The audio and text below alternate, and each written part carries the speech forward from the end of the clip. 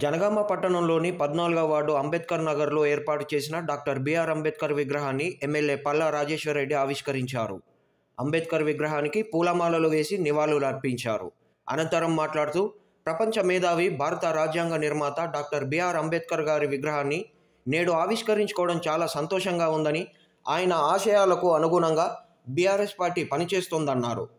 ఈ కార్యక్రమంలో ప్రముఖ సినీ నటి Doosari Dhanalakshmi, municipal chairperson Jamuna, councillor Pernu Swaroopa, Anjaneyulu, BRS నాయకులు సెవెల్లి సంపత్, పలువురు బీఆర్ఎస్ పార్టీ నాయకులు పాల్గొన్నారు.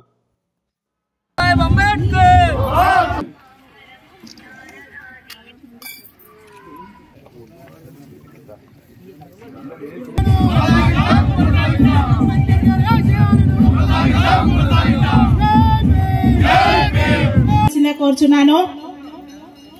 నెక్స్ట్ కాంగ్రెస్ అధ్యక్షుడు ఆది వేదికను అలంకరించవలసిందిగా కోరుచున్నాను.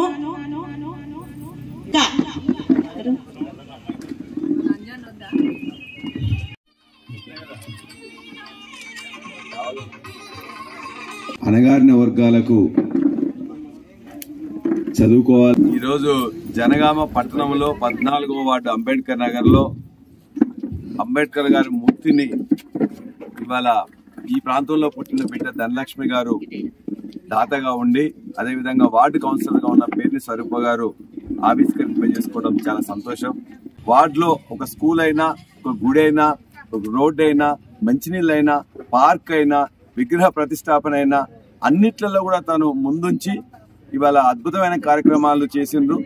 ఇవాళ అంబేద్కర్ గారి మహనీయుని యొక్క ఇవాళ విగ్రహం కూడా ప్రతిష్ఠాపించుకోవడం అంటే చాలా సంతోషం.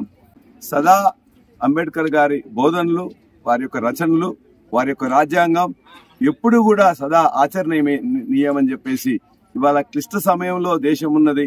ఇటువంటి సందర్భంగా అనేక మంది అంబేద్కర్ గారి మీద అనేక మంది ఇవాళ ఉన్న పాలకులు ఇష్టం వచ్చినట్టు మాట్లాడుతున్నారు.